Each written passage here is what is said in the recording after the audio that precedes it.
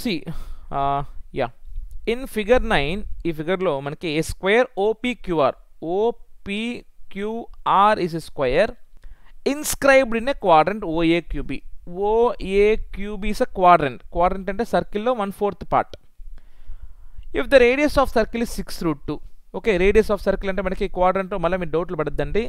ఇది సర్కిల్ అనుకోండి, 4 పార్ట్స్ చేసాం. సో ఇది ఇదే కదా మన క్వాడ్రంట్ అంటే. ఇప్పుడు రేడియస్ అంటే ఏమవుతుంది మనకి దిస్ పార్ట్. సో అదేవిధంగా మనకి ఇదేమో మనకి రేడియస్ అంటే ఓఏ ఇచ్చాడు. సో ఓఏ ఇస్ ఎంత మనకి 6√2 అంటే మొత్తం ఓఏ ఎంత మనకి 6√2 సెంటీమీటర్స్. అదేవిధంగా ఓబీ ఎంత అవుతుంది మనకి 6√2 సెంటీమీటర్స్. అర్థమైంది ఇప్పుడు ఎలా తీసుకున్నాను నేను. రేడియస్ అంటే నథింగ్ బట్ సర్కిల్లో 1/4 పార్ట్. మనకి రేడియస్ అంటే క్వాడ్రంట్ అంటే ఏంటి, మన సర్కిల్లో 1/4 పార్ట్. దానికి రేడియస్ ఏమవుద్ది, ఈ చుట్టూ సైడే మనకి రేడియస్ అవుతుంది అనమాట. ఓకే, అయితే నాకు షేడెడ్ పార్ట్ కనుక్కోవాలి. షేడెడ్ పార్ట్ కనుక్కోవడానికి క్లియర్గా అర్థమైపోతాను నాకు. టోటల్ క్వాడ్రంట్లో నుంచి ఈ స్క్వేర్ని ఏం చేయాలి, నేను సబ్ట్రాక్ట్ చేసేయాలి.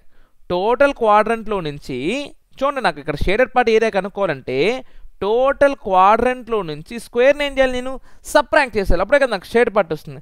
అయితే క్వాడ్రంట్ ఏరియా నాకు తెలుసు, ఎందుకు πr²/4 అవునా కదా.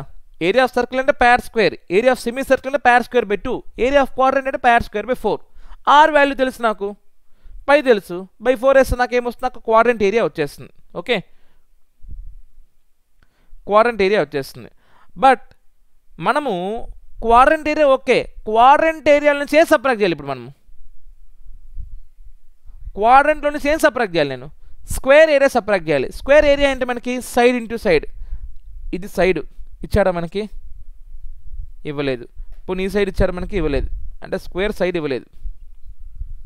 ఎలా కనుక్కుంటాం,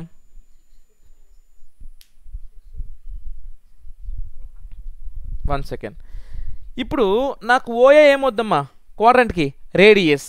ఓబి ఏమొద్దమ్మా నాకు క్వాడ్రంట్కి, radius. OA radius, OB radius, OQ ఏమవుద్ది నాకు, రేడియస్. ఓక్యూ కూడా మనకి ఏమవుతుంది నాకు, రేడియస్. అప్పుడు ఓఏ ఓబి 6√2 అయితే ఓక్యూ కూడా ఏమవ్వాలి నాకు 6√2. ఆ ఓక్యూ 6√2 స్క్వేర్కి ఏమవుతుంది ఇక్కడ, స్క్వేర్కి ఏమవుతుంది ఇక్కడ డయాగ్నల్. Very good. ఓకే, ఇది 6√2, ఇది 6√2, ఇది 6√2. ఆ 6√2 ఇక్కడ స్క్వేర్కి ఏమవుతుంది మనకి డయాగ్నల్. సో చూడండి రాస్తాను. సో ఇక్కడ నేను మీకు చిన్న కాన్సెప్ట్ చెప్పి ప్రాబ్లం చెప్తాను. ఆ చిన్న కాన్సెప్ట్ ఏంటంటే, if side of square is x then diagonal is √2x. if side of a square is x then diagonal will be √2 times x. అంటే సైడ్ కంటే √2 టైమ్స్ ఎక్కువ ఉంటుంది మనకి diagonal. Simple Pythagoras theorem use చేస్తే మీకు అర్థమైపోతుంది అనమాట, గుర్తుపెట్టుకోండి.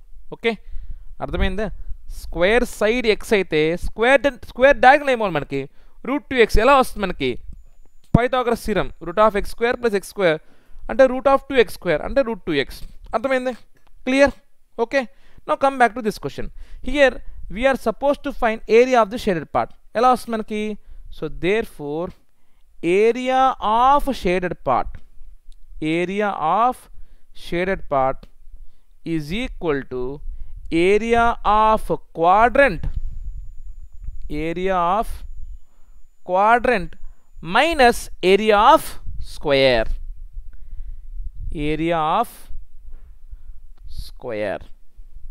Now what is area of quadrant formula? πr²/4 minus what is area of square formula? Side square. Now we know that pi value అంటే 22/7 పెట్టేసేయండి. 22/7 into what is r value? 6√2. 6√2 into 6√2/4 minus ఏ అంటే ఏంటి, side of square. ఇచ్చాడా మనకి, ఇవ్వలేదు. But instead we were given that diagonal of square. Okay, అంటే ఏ ఇవ్వలేదు, ఏమిచ్చాడు √2a ఇచ్చాడు. √2a ఈజ్ ఈక్వల్ టు ఎంత ఇచ్చాడు 6√2. మళ్ళీ చెప్తాను చూడండి, సైడ్ ఎక్స్ అయితే లేకపోతే సైడ్ ఏ అయితే డయాగ్నల్ ఏమో మనకి √2a. ఆ √2a ఎంత ఇచ్చారు మనకి 6√2. So √2 cancel, then side will be 6. నేరుగా ఇవ్వడమేమో డయాగ్నల్ ఇచ్చాడు, డయాగ్నల్ ఏమి ఇచ్చాడు మనకి 6√2. డయాగ్నల్ అంటే ఏంటి √2 into side. So therefore √2 into side is equal to 6√2, then side will be 6. So అప్పుడు ఏమవుతుంది నాకు మైనస్ సైడ్ స్క్వేర్ అంటే 6 square.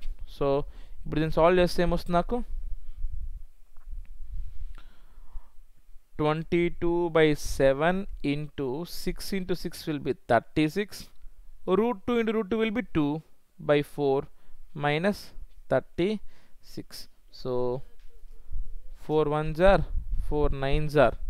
So 22 into 9 into 10/7. So approximately మనకి 18 ఇంటూ 3.14 54. 8 ఇంటూ 36.14 అంటే 18 1s are 18 1.82